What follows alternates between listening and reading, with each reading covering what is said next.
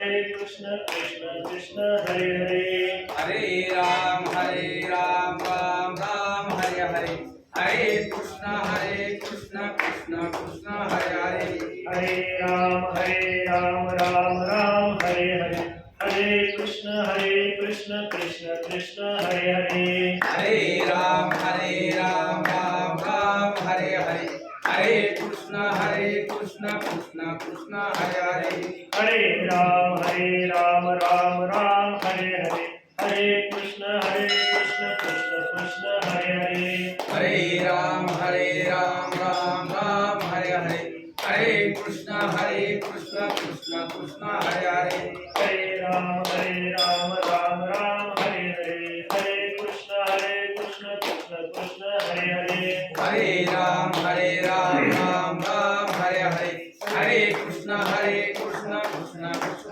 हरे हरे पुंडलीक वरदाय विठ्ठल श्री ज्ञानदेव तुकाराम पंढरीनाथ भगवान की जय बोल ज्ञानेश्वर महाराज की जय जगद्गुरु तुकाराम महाराज की जय दोवरी दोन्ही भुजा दोघे मुनी आलिंगावया लागोनी तयाचे अंग तया संघाचे निसुरवाडे मज विदे हा देह धरणे घडे किंबहुना आवडे निरुपम प्रस्तुत प्राप्त प्रसंग प्रवचन रूपी सेवेकरता घेतलेली ओवी माऊली महावैष्णव साधकांचे मायबाप ज्ञानी यांची माऊली असणारी माऊली ज्ञानोबारायांच्या ज्ञानेश्वरी आद्य ग्रंथातील अध्याय क्रमांक 12 जो भक्तियोग म्हणून सांगितला या भक्तियोग अध्यायातील 224 आणि 225 क्रमांकाच्या ओव्या आपण प्रवचन रूपी सेवेकरता घेतलेल्या आहेत.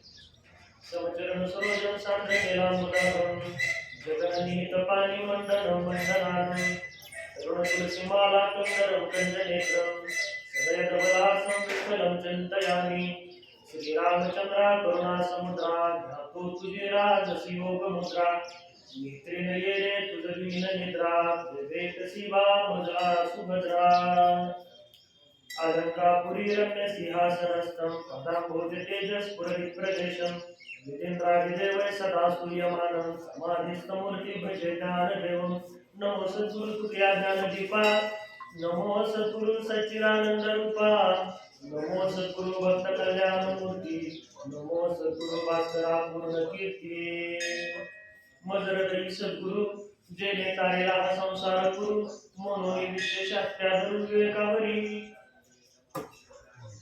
दोवरी दोन्ही भुजा आरोग्य गुणी आलिंगामया लागुनी तयाचे अंगी तया संघाचे सुरवाडे मज विजय हा देह धरणे वेळी किंबहुना आवडे निरुपम प्रवचन कृती सेवेला सुरुवात करण्यापूर्वी थोडासा परिहार आणि तो म्हणजे असा गेली 17-18 वर्ष आपल्या मारुती मंदिरामध्ये नित्य नियमाने होत असणारी प्रवचन रूपी सेवा आणि अन्नदान फराळ आणि या प्रवचन रूपी सेवेचे आणि अन्नदानाचे अगदी पहिल्या वर्षापासून ज्यांचं अन्नदान सुरू आहे असं असणारे आपल्या गावातील बबनराव बापूराव मधने आणि संतोष गोंडामध्ये यांचा आजचा हा शनिवाराचा फराळाचा आणि प्रवचन रूपी सेवेचं आज त्यांचा दिवस. ज्ञानोबा यांनी सांगितलं येथ वडील जे करते तया नाव धर्म ठेवती येरते अनुष्ठिती सर्व सकल म्हणजे वाडवडिलांनी जे आपल्या चालू ठेवलं जे पारमार्थिक कार्य केलं ते कार्य पुढे चालू ठेवणं हे प्रत्येक मुलाचं काम आहे आणि त्याप्रमाणे या प्रवचन रूपी सेवेचं सुरुवात आपले गावातील हरिभक्त परायण पांडुरंग सोडविषय यांनी केली. त्यांना योग्य साथ देवस्थान ट्रस्टचे अध्यक्ष वैकुंठवासी भगवान रावनाथ सोडविषय हरिभक्त परायण बाबू महाराज सोडविषय आणि किसनबुवा गोडरे बापूराव शिकुले सगळ्या सहकार्यांनी मिळून हा वटवृक्ष एक प्रकारचा फुलांना आहे आणि त्यानुसार आपण मार्गक्रमण करत आहोत. भगवान परमात्मा भक्तासाठी काय करतो हे माऊली ज्ञानोबा सांगतात.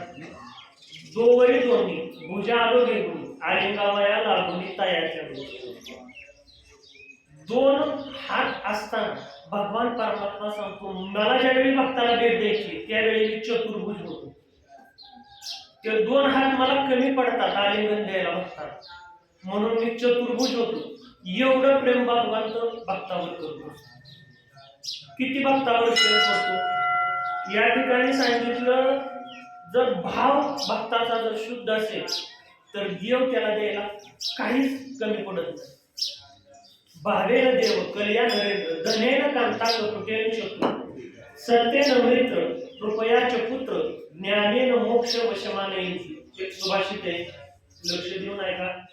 या सुभाषित काय सांगतात, भाव असेल तर देव सहज प्राप्त होतो.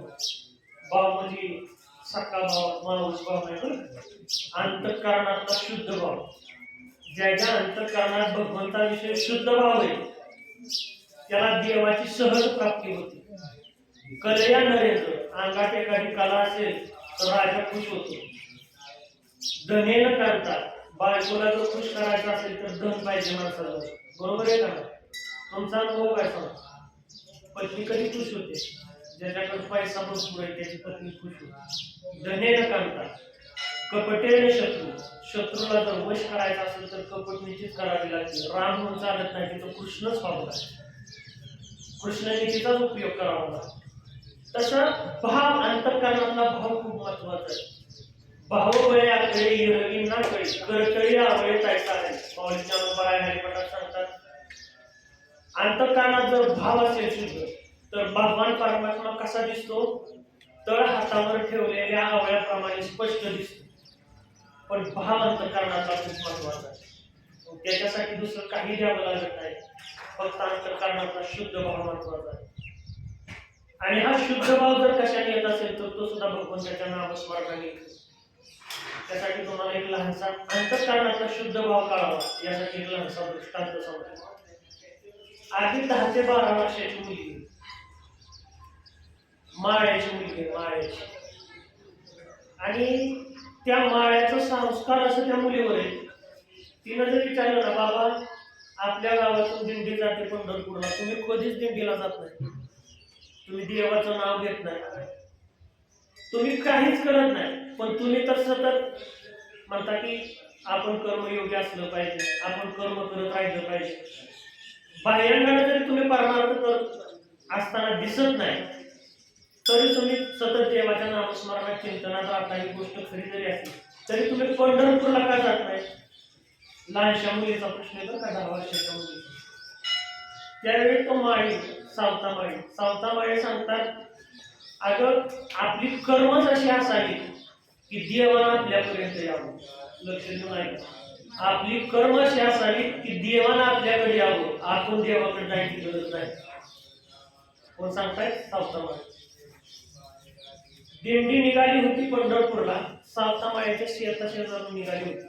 शेताच्या शेजारून दिंडी जात असताना त्या नागूची इच्छा झाली, काय नाही आपण आपल्या शेतात पिकलेली भाजी, या भाजीच्या 2 पेंड्या पांडुरंगाला द्याव्या.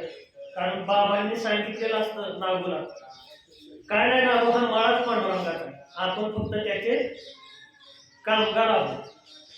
माळा सावता माळ्याचा आरून म्हणतात, पण सावता माळ्यांनी असं लिखीला सांगितलेलं की काय नाही हा माळा कोणाचा आहे?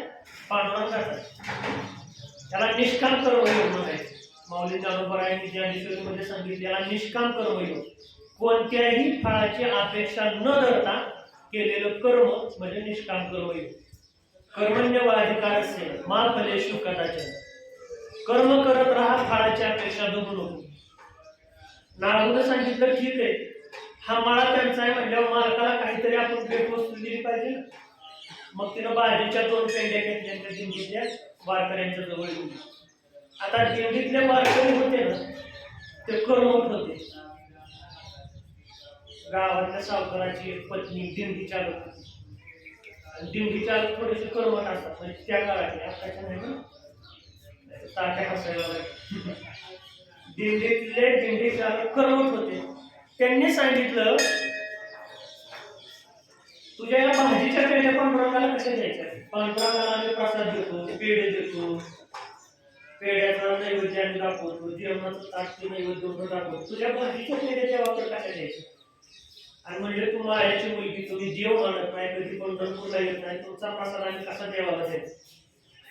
तिला सांगितलं माझं काहीच म्हणणं नाही, फक्त एवढ्या पेढ्या देवाच्या पायावर म्हणून ठेव.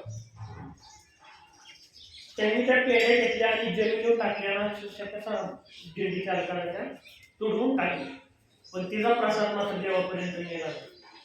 पंढरपूरमध्ये गेले, पंढरपूरमध्ये आळंदच्या दिंडीला एवढा मान होता की आळंदची दिंडी आल्याबरोबर दर्शनाची रांग बाजूला केली आणि ती दिंडी दर्शनासाठी पुढे गेली. पुढे घेतल्यानंतर ज्यावेळी मंदिराच्या गर्भगृहामध्ये गेले त्यावेळी आळंदच्या दिंडीला देवच दिसत. आळंदच्या दिंडीला विठेवर उभा असणारा पांडुरंग परमात्माच दिसेना असा झाला. पांडुरंग परमात्मा दिसेना. त्यांनी अवतीभोवतीच्या लोकांना विचारलं, तुम्हाला देव दिसतोय का? पण म्हणजे दिसतोय. बाहेर गावच्या सगळ्या लोकांना देव दिसत होता, पण आळंदच्या दिंडीला देव दिसत नव्हता. नामदेवरायांना पाचारण केलं, नामदेवरायांना बोलवलं, म्हणजे आळंदच्या दिंडीला देव दिसत नाही, बाकी सगळ्यांना देव दिसतोय, पण आळंदच्या दिंडीचं काय झालं? नामदेवरायांनी विचार केला. आता इथं सुद्धा अहंकाराची बाधा बघावं. नामदेवरायांनी विचार केला, आळंदच्या दिंडीला देव दिसल्याशिवाय मी सुद्धा देवाच्या दारातच भजन करत बसणार, देव दिसल्याशिवाय आळंदच्या दिंडीला मी सुद्धा इथून जाणार. नामदेवरायांनी सुद्धा अनुष्ठान मांडलं.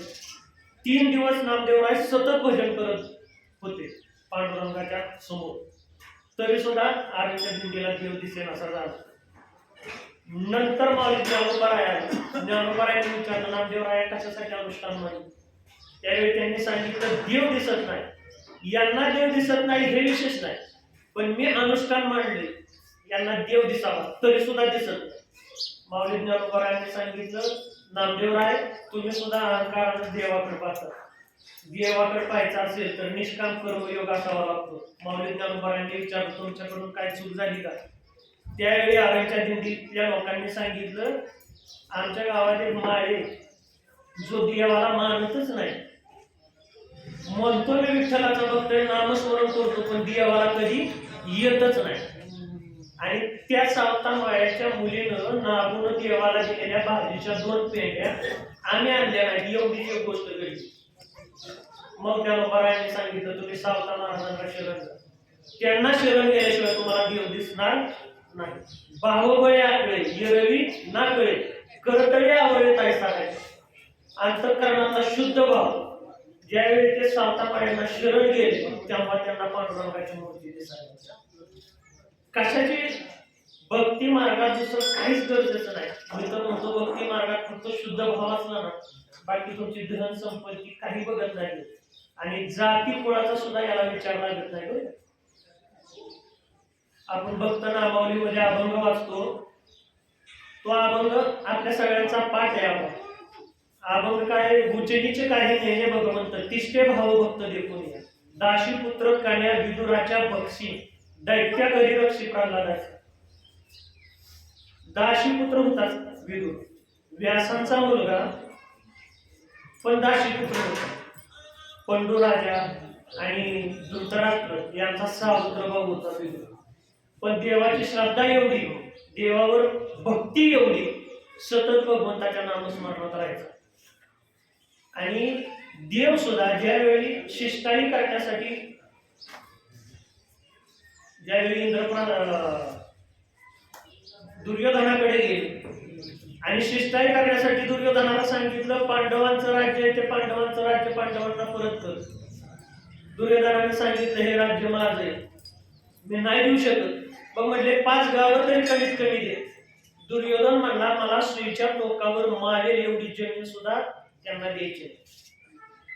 दुर्योधन त्या काळात सुद्धा होते, आता सुद्धा आहेत का? म्हणजे आता सुद्धा दुर्योधन.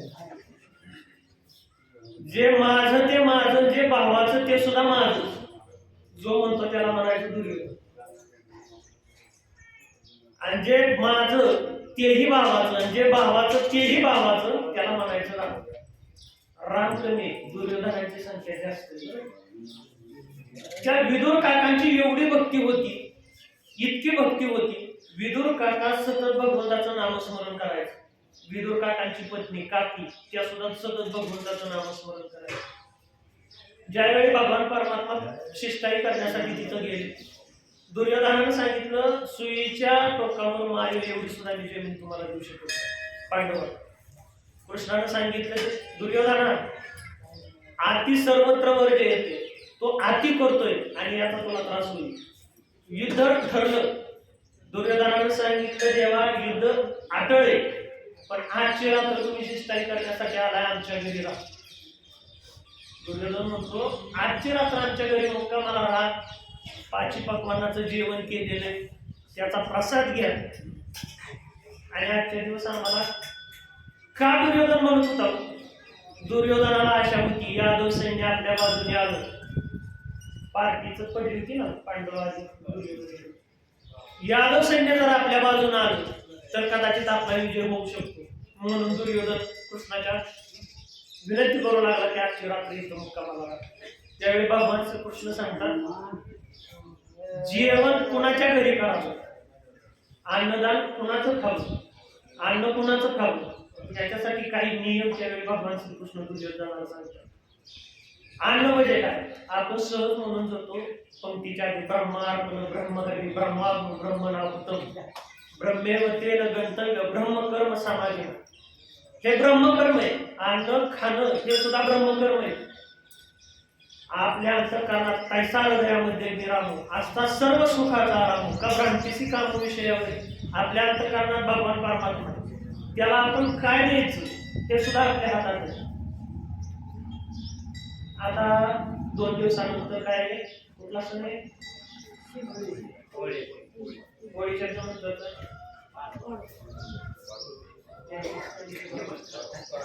धुलीवंदन सण सुद्धा निर्मिती बघा कशी झाली. आता ही धुलीवंदन सण कोणाचा आहे काय सांगता येईल आपल्याला? आधी पौराणिक भाग आहे. आताचा अनुभव धुळवड साजरी करणं म्हणजे तुम्ही कोणत्या अर्थाने घेता. सणांची निर्मिती बघा कशी झाली. भाव सांगतोय तुम्हाला, अंतःकरणातला शुद्ध भाव. अंतःकरणातला शुद्ध भाव बघत असताना एक प्रसंग असा आहे, लक्षात घ्या. सणांच्या निर्मितीसाठी सांगतोय. वामन अवतारामध्ये भगवान विष्णू वामन अवतार घेतला आणि बळीच्या दारात गेले. बरोबर आहे. बळीच्या दारात गेले आणि बळीला सांगितलं मला 3 पावलं भूमी दे. तुम्हाला सगळ्यांना माहिती आहे इतिहास, तरी सुद्धा मी सांगतो.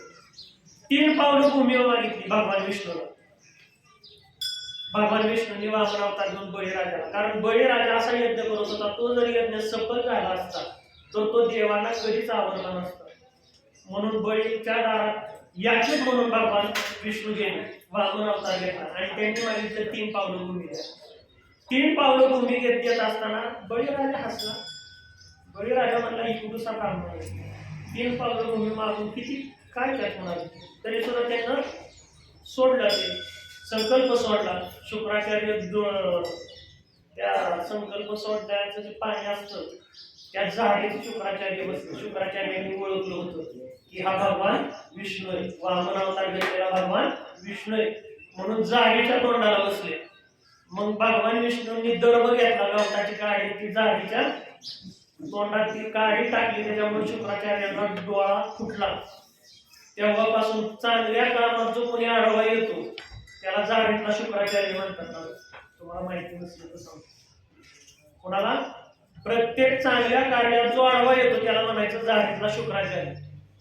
मग शुक्राचार्य आडवा आलेला, पुन्हा संकल्प सोडला, पुन्हा पाणी हातावर घेतलं, संकल्प सोडला. संकल्प सोडल्यानंतर वामनानं 1 पावलामध्ये संपूर्ण पृथ्वीलोक व्यापला, दुसऱ्या पावलामध्ये स्वर्गलोक व्यापला आणि 3रं पाऊल कुठं ठेवू म्हणून सांगितलं. 3रं पाऊल कुठं ठेवू म्हणून सांगितल्यानंतर बळीराजाने विचार केला हा भगवान विष्णू आहे. सांगितलं 3रं पाऊल माझ्या डोक्यावर ठेव. बळीला पाताळात घातलं, पण देव प्रसन्न झाले. बळी तू संकल्प सोडल्याप्रमाणे पाताळात गेला, पण तुझा तू संकल्प मोडला नाही. आता तू मला काय वरदान देतो. त्यावेळी बळीनं सांगितलं देवा तुम्ही माझ्या दारात पाताळ लोकांमध्ये माझ्या दारात द्वारपाल म्हणून राहा, म्हणजे पहारेकरी म्हणून. मग पहारेकरी म्हणून भगवान परमात्मा बळीच्या द्वारात उभे होते. बरेच दिवस झाले लक्ष्मी माता विचार करू लागली. भाव सांगतोय बरं का, अंतःकरणातला शुद्ध भाव फक्त सांगतो. बरेच दिवस लक्ष्मी माता विचार करू लागली, आता देवाला बळीच्या द्वारात आणायचं कसं. मग हिनं साधं रूप घेतलं लक्ष्मी आणि बळी राजाच्या दरबारात गेली आणि तिनं सांगितलं मला काहीतरी काम हवंय. बळीराजानं सांगितलं तुला काम मिळेल, पण दाशीचं काम मिळेल, पडेल ते काम तुला करावं लागेल. बळीनं लक्ष्मीला ओळखलं नव्हतं. तिनं सांगितलं पडेल ते काम करेल. पडेल ते काम चालू केलं. लक्ष्मी बळीच्या म्हणजे भक्ताच्या दारात देव आणि देवाची बायको सेवा करत होती. बरेच दिवस निघून गेले आणि एक दिवशी रक्षाबंधनाच्या दिवशी तिनं सांगितलं बळीराजाने तुला राखी बांधली. आनंद वाटला बळीराजा. हात पुढे केला, राखी बांधली आणि सांगितलं मी राजा आहे. राजा उदार झाल्यानंतर काही माग द्यायला तयार असतो. तिनं सांगितलं, त्या राजाने सांगितलं बळीला काहीतरी माग. तिनं सांगितलं मागणार आहे मी, पण ती माग ती तू देशील का. हो म्हणले तेव्हा. हो म्हणले असं कर, तुझ्या जे दारावर द्वारपाल आहे ना तेवढा मला घेऊन टाक. आता बळीच्या दारात द्वारपाल करून भगवान विष्णू. लक्ष्मीनं विष्णूला द्वारपाल करून होतं त्याला मागून घेतलं. म्हणून ब्राह्मण समाजामध्ये रक्षाबंधन या सणाला विशेष महत्व. हा झाला ब्राह्मणांचा रक्षाबंधन. आता तुम्हाला आणखी पुढे जाऊन सांगतो. विजयादशमी दसरा आणि त्या दसऱ्याच्या सणाला आपण काय करतो, शस्त्रपूजा करतो. बरोबर, शस्त्रपूजा करतो. मग ही शस्त्रपूजा क्षत्रिय लोकांना सगळ्यात विशेष महत्वाचा सण कुठला असेल तर तो दसरा. आणि शूद्र लोकांना जर कुठला विशेष महत्वाचा सण असेल तर तो म्हणजे परवा दिवशीची धुलवड. धुलवड हा सण कोणाचा, शूद्र लोकांचा सांगितला संस्कृती पूजा. मग आपण धुलवड कशी साजरी करायची. धुलवड या पद्धतीने साजरी करायची का गोपाल कृष्णांनी गोकुळात जशी धुलवड साजरी केली तशी साजरी करायची, आपला आपण करायचं. मी सांगत होतो भाव भक्तीविषयी विशेष प्रेम निर्माण झालं की देवाला दुसरं काही लागत नाही. दोवरी दोन्ही भुजाद घेऊन आलिंगाबाया लागून तयाच्या तया संघाचे सुरवाडी मज विदेहा देव म्हणतो मला जर भक्ताची संगत होणार असेल तर मी विदेही अवस्थेत असणारा भगवान परमात्मा मी सगुण साकार होतो. आणि याला रूपा बळे करुणी हा खळे हरिदासी. रूपा बाळाला देव भगवान परमात्मा मानला जातो. कशाने तर फक्त भक्ताच्या नामस्मरणाने. मग हे करत असताना आपल्याला काय करायचं तर भक्तीचं विशेष प्रेम असणं गरजेचं. आणि अंतःकरणातला शुद्ध भाव. अंतःकरणातला जर शुद्ध भाव असेल तर संगतीच्या योगानं भगवान परमात्मा भक्तासारखा होतो. तया संघाची सुरुवात. संगती आहे का जीवनात संगती महत्वाची.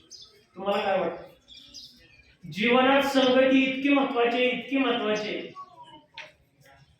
पतन उद्धार संघाचा महिमा त्याच्याकडे आदमा संत सेवे. माणसाचं पतन होणं किंवा माणसाचा उद्धार होणं हा सर्वस्वी संगतीवर अवलंबून. आता आपली संगती कोणा संग आहे का.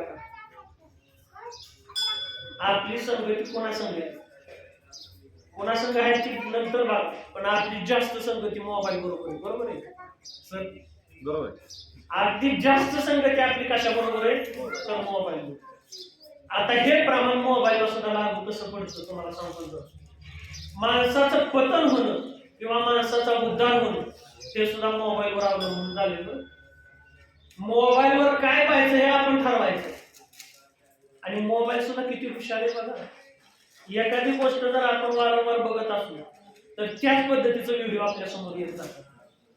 आपण जर कीर्तन ऐकत असलो ना तर कालांतरानं आठवड्याभराच्या सरावानं मोबाईलला सुद्धा माहिती होतं की या माणसाला कीर्तन आवडत. मग सगळी कीर्तन डाउनलोड किंवा आपल्याला दिसायला सुरुवात. मग वेगवेगळी अगदी 2000 सालातली सुद्धा इंदुरीकरांची कीर्तन आपल्याला. पण जर आपण एखादी नुसत्या 30 सेकंदाच्या क्लिप बघायला सुरुवात केली तर नुसत्या क्लिपपेक्षा पुढे 30 सेकंदाची क्लिप का केली असेल रील्स का केली असेल रील्स. माणसाचं मन इतकं चंचल झालं 30 सेकंद सुद्धा एका ठिकाणी राहत नाही. ते मोबाईल वाल्यांनी ओळखलेला म्हणून 30 सेकंदाची रील्स केली जाते. पहिली रील्स पुढे ढकलूस तोपर्यंत दुसरी रील्स डोळ्यासमोर येते आपली. ती डोक्यात येत तोपर्यंत तिसरी डोळ्याने बघायचं काम चालेल. इतकं माणसाला हँग केलं ह्या मोबाईल. म्हणून पतन उद्धार सांगायचा महिना त्याच्यावे आगमा संतती. मग संतांची संगत करायची. संतांची संगत केल्यावर काय होतं? सप्तपदे सहवासी सत्य साधूशी मिळते. 7 पावलं एखाद्या साधूच्या संधी साधूच्या प्रत्येक शब्दाला मराठी भाषेमध्ये फाट आहे. साधूच्या संगतीत राहिल्यानंतर तुम्हाला 7 पावलं जरी चालला तरी त्याच्या संगतीत सप्तपदे सहवासी सख्य साधूशी मिळते. त्याच्याशी प्रेम भावना निर्माण होतात किंवा ते आपण मित्र बनतो. पण साधू वृत्तीचा असेल नाहीतर आयुष्यभर जरी आपण एखाद्या मित्रासोबत कायम एकनिष्ठ राहण्याचा प्रयत्न केला आणि तो जर स्वार्थी असेल तर मैत्री सुद्धा कायमस्वरूपी टिकेल. मैत्रीसाठी सगळ्यात महत्वाचं मगाच्या सुभाषितात सांगितलं. काय सांगितलं? भावेन देव कल्याण नरेंद्र धनेन करता कपटेन शत्रू सत्येन मित्र. मित्रासंग नेहमी खरं बोलावं लागतं त्यावेळी मैत्री. सत्येन मित्र कृपयाचे पुत्र. मुलांच्यावर कृपा केली तरच आपल्याला पुढं सांगण्याचा मुद्दा हा आहे की भाव अंतःकरणातला शुद्ध पाहिजे आणि संगत चांगली पाहिजे. संगतीनं कर्णासारखा महान योद्धा, कर्णासारखा महान भक्त, पण संगतीत गेला दुर्योधनाच्या आणि दुःशासनाच्या. चांगली माणसांचं जर पतन कशामुळे होत असेल तर संगतीत. कर्णाकडे बघितल्यानंतर कर्ण महाभारतातला सगळ्यात बलवान योद्धा आहे. कर्ण महाभारतातला सगळ्यात निस्सीम भक्त आहे. कर्ण सतत भगवान श्रीकृष्णाचं नामस्मरण करणारा इतका महान भक्त आहे. फक्त संगत चुकली की पतन झालं आणि चांडाळ चौकडीत त्यांचं नाव आलं. कशात? चांडाळ चौकडी. महाभारतात सुद्धा चांडाळ चौकडी होती. दुर्योधन, दुःशासन, कर्ण आणि शकुनी. आपले सल्लागार सुद्धा बघा कसे असतात. दुर्योधनाचं मी तो म्हणतो मध्ये साहेब दुर्योधन वाईट नव्हताच, तो त्याच्या हक्काचं मागत होता. पण दुर्योधन वाईट केला या संगतीने. शकुनीनं दुर्योधनाचं पतन केलं.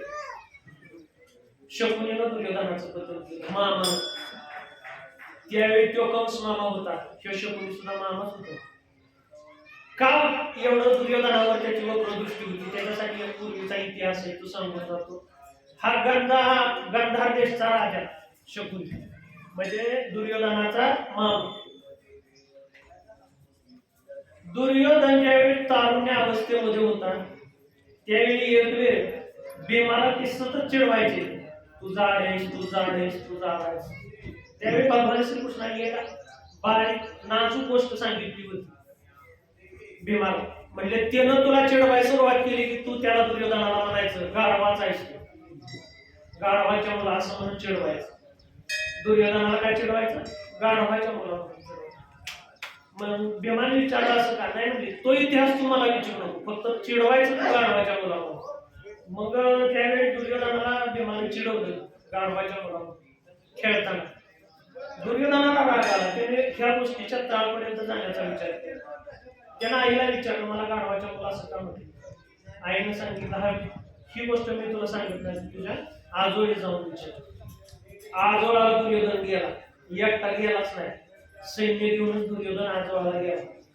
गंधार देश म्हणजे आत्ताचं कंदहार, अफगाणिस्तानच्या कंदहार गेल्यानंतर त्याने विचारलं, आईनं मला सांगितलं हा इतिहास तुम्हाला विचार. त्यावेळी त्यांनी सांगितलं गांधारीच्या कुंडलीत असा योग होता की लग्न केल्याबरोबर तिचा नवरा मरण पावणार होता. मग लगेच मरण पावणारे नवरा मरण आणि तिचं लग्न गाढवाबरोबर लावलं. आणि गाढवाबरोबर लग्न लावल्यामुळे तो गाढव लग्न लागलं की मरण पावलं. आणि नंतर मात्र तिचं लग्न धृतराष्ट्राबरोबर झालं म्हणून तो गाढवाच्या मुला. आता ही गोष्ट सत्य लपवली म्हणून दुर्योधनानं सैन्य घेऊन त्यांचं सगळे जे मामा आजोबा वगैरे होते ते सगळे एका बंद केले बंदीशाळेमध्ये आणि त्यांना फक्त मुठभर हरभरे खायला द्यायचे आणि त्यांना ते मारायचंच होतं दुर्योधनाला सगळ्यांना. मग ते मुठभर हरभरे खायचे सगळ्यांनी, 100 जणांनी, म्हणजे शकुनीच्या भावांनी आणि वडिलांनी. मग त्यांनी विचार केला मुठभर हरभरे सगळ्यांना पुरणार नाही, सगळेच आपण मारणार एक दिवस. त्यापेक्षा असं करू, शकुनी किती बरं, त्यांनी विचार केला असं एक काम करू, आपल्यापैकी एक जण जिवंत ठेवू आणि बाकी सगळे आपले बलिदान देऊ. मग त्या सगळ्यांनी म्हणून तेवढ्या मुठभर हरभरे कुणाला चालायचे कुणाला चालायचे, तर कपट नीतीत सगळ्यात धूर्त होता तो शकुनी होता. त्यांनी सांगितलं शकुनीला ते हरभरे चालले. मग ते हरभरे शकुनी खाऊ लागला. पण शकुनीनं आपल्या डोळ्यात आपले सगळे बांधव मारताना बघितले आणि शकुनीला याचं विस्मरण होऊ नये म्हणून शूरसेनानं म्हणजे शकुनीच्या वडिलांनी शकुनीचा पाय मोडला होता. शकुनी लगत होता महाभारतामध्ये, सरळ चालत होता. का पाय मोडला त्याचा? भविष्य काळामध्ये यानं या गोष्टीचा विसर पडू नये म्हणून त्याचा पाय मोडला, त्याला नगरा केला. मग त्या शकुनीनं ज्यावेळी सगळे मेले, दुर्योधन कालांतरानं आला बघितलं तर सगळे मेले, फक्त एकटा शकुनी जिवंत होता. शकुनीला विचारला आता तुला सुद्धा मारून टाकणार आहे. शकुनीने विचार केला की आधीच लागणार मी काय तुझंही करणार, पण मी तुझा दास म्हणून तुझ्या बरोबर येईल, तुझा सेवक म्हणून. सेवक म्हणून शकुनी आला. पण शकुनीनं आयुष्यात कधीच चांगलं सांगितलं नाही दुर्योधनाला. प्रत्येक राजकारणाच्या मुळाशी तुम्ही जर महाभारत पाहिलं ना तर कधीच चांगला सल्ला दिला नाही. द्रौपदी वस्त्रहार शकुनीचंच कटकार असतं. आधी अज्ञातवासामध्ये पांडवांना समोर आणलं हे सुद्धा शकुनीचंच कार्य असतं.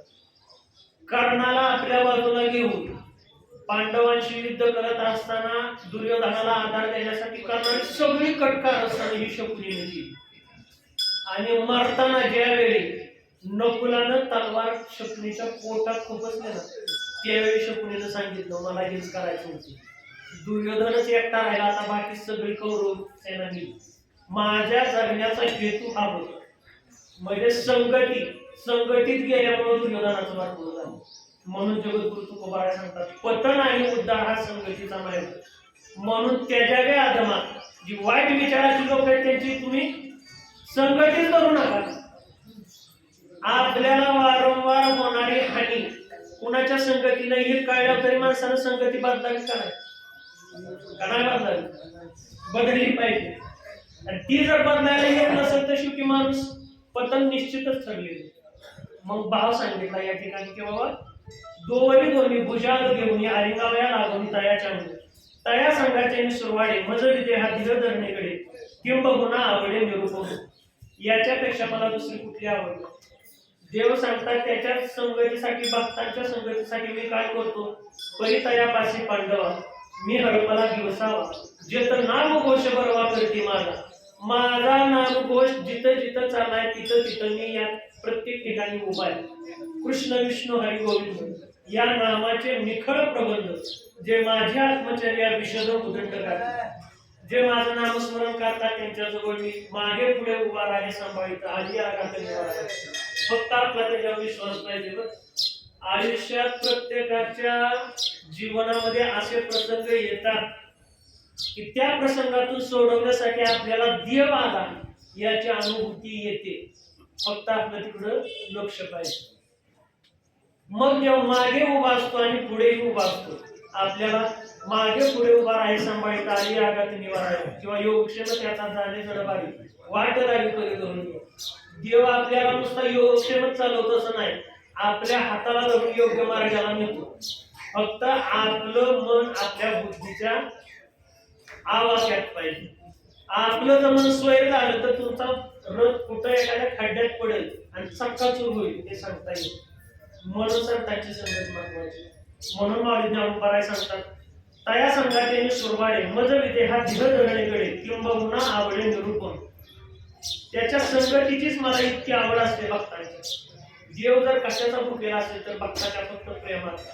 भक्ती प्रेमाविन ज्ञान नको देवा अभिमान नित्य नवा तया माय प्रेम सुख देई आधी देई बर का, आधी देई नाही. प्रेम मान सन्मान आधी द्यायला शिकावं लागतं तेव्हा मिळतो. देई देई मध्ये सुद्धा बारीक चेहरे प्रेम सुख देई प्रेम सुख घे, प्रेमाविना नाही समाधान. आज माणसानं द्यायला शिकावं. मग कुठली गोष्ट असो, आता या ठिकाणी अन्नदान असेल, द्रव्यदान असेल, आपण जिथं करणार आता अखंड हरिनाम सप्ताह चालू होणार, त्या ठिकाणी असणारी सेवा असेल, की द्यायला शिकायचं आणि नंतर द्यायला शिकायचं. अगोदर स्वतः राबायचं, राबावंच लागतं बरं. लेकरला माहिती सतरंग्या टाकाव्या लागतात, अगदी घड्या टाकावं, सगळं व्यवस्थित साफसफाई करावं लागतं, टाळा आणावं लागतात, विना आणावं लागतात. महिनाभर त्यांनी ती सेवा केली म्हणून त्यांना माहिती. काकड आरतीला पहाटे 4:30ला यायची, सतरंग्या टाकायच्या, महाराज आले की महाराजांच्या हातात विना द्यायचा, इथपर्यंत सेवा करायची. आणि त्यावेळेच्या अंतःकरणात प्रेम निर्माण. म्हणून प्रेम सुख देई प्रेम सुख घे, प्रेमाविना नाही समाधान. सुरू असलेली ही प्रवचन सेवा आणि आजचा अन्नदान बबनराव बापूराव मध्ये आणि संतोष कोंडामध्ये त्यांनी सांगितलं, महाराज तुम्ही प्रवचन करा. आणि मागल्या शनिवारी काय प्रवचनाला मी या ठिकाणी नव्हतो, काही घडामोडी झाल्या आणि त्या घडामोडी आज देवस्थान ट्रस्टच्या कानावर घातल्या. तर देवस्थान ट्रस्टने सांगितलं इथून पुढं आचार्य सुद्धा देवस्थानच देईल आणि प्रवचनकाराचं काय 100-200 रुपये जे मानधन ठरेल ते सुद्धा देवस्थानच देईल. इथून पुढे म्हणजे चैत्र पौर्णिमेला. यासाठी देवस्थानसाठी एक वेळ टाळ्या वाजवा.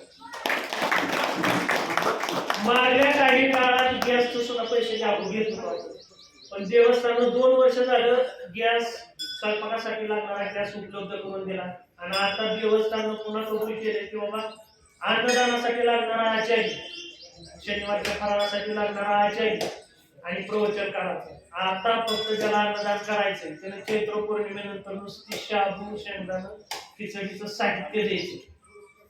अतिशय चांगले निर्णय मार्गक्रमण करत आहेत. आणि आपल्याला अखंड हरिनाम सप्ताहामध्ये सगळ्यांना सेवा करायची. दरवर्षीपेक्षा आपल्या गावातील वारकरी शिक्षण संस्था, हरिभक्तपरायण पांडुरंग महाराज सोडणीस यांनी सुरू केलेली शिक्षण संस्था असेल, हरिपाठ मंडळ असेल, या सगळ्यांनी प्रत्येक कार्यक्रमाला उपस्थिती लावून आपलं घरचं कार्य, आपल्या मंदिरातलं कार्य आपण भगवान परमात्म्यासाठी सेवा करतोय असा भाव मनात ठेवायचा. देवाच्या प्राप्तीसाठी, कुणासाठी नाही, देवस्थान ट्रस्टसाठी तर अजिबात नाही, आपल्यासाठी आपण करतोय ही भावना मनात ठेवायची आणि सेवा करावी एवढीच विनंती या ठिकाणी करतो. आणि या ठिकाणी प्रवचन सेवेला पूर्ण द्यावं. कुंडली कवरदाय श्री ज्ञानदेव तुकाराम पंढरीनाथ भगवान की जय, मौली ज्ञानेश्वर महाराज की जय, जगद्गुरु तुकाराम महाराज की जय, पवन पुत्र हनुमान की जय. आता विश्वात्मक देवे येणे वाग यज्ञ दोषावे, दोषो निमंद्यावे पसाय जाणे, साधू तया सत्कर्म वाढो, होता परस्पर जोडो मैत्र जीवांचे, वितांचे चिन्ह जाओ, विश्वस धर्म सूर्य पाहो, जो जेवांचे तो केला हो प्राणिकान, वर्ष सगळ मंडळी ईश्वर निष्ठांची मांद्यारे, अनवर्त गोमंडळी भेटू दयावता, चला कल्पतरुचे आहो, चेतना चिंतामणीचे गाव, बोलते किरण पियुषांचे, चंद्रने अलक्षण, मार्तंडके तापहीन, हे सर्व हे सदा सज्जन सूर्य होतो, किंबहुना सर्व सुखी पूर्ण होनी ती लोकी, पठेद्वारी पुरती अखंडित आणि ग्रंथ पुजले विशेष श्लोकीये, द्रष्टा द्रष्ट विजय होवा विजय, ये तमने श्री विजय शराहो, हा होईल दान बसाहो, येणे वरे ज्ञान देवो सुखिया रहा, येणे वरे ज्ञान देवो सुखिया रहा, येणे वरे ज्ञान देवो सुखिया रहा.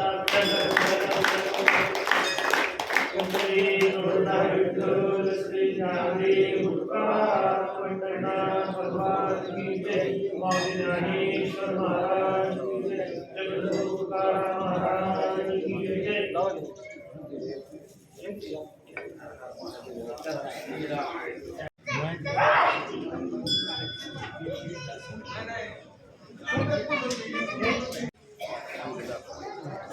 ज्ञानेश्वरी पडल, ज्ञानेश्वरी पडल.